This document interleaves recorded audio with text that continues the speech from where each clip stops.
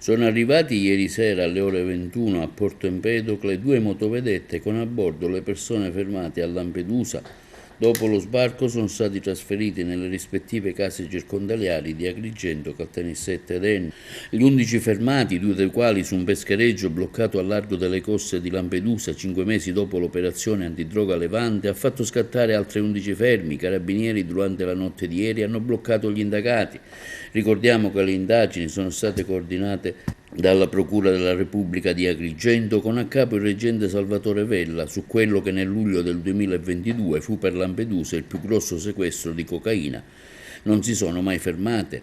Furono 25 kg di droga, per la maggior parte ancora confezionata in panetti, che vennero allora sequestrati. Ad essere arrestato in quell'occasione fu il lampedusano Umberto Blandina di anni 60. Il consuntivo di questa operazione: stasera arrivano 9 degli 11 fermati a Lampedusa, l'operazione antidroga. Sì, questa sera arriveranno 9 degli 11 fermati perché uno di questi, degli 11, è stato già arrestato stamattina ad Agrigento, è tradotto in carcere, e l'altro è agli arresti domiciliari, quindi è rimasto sull'isola di Lampedusa.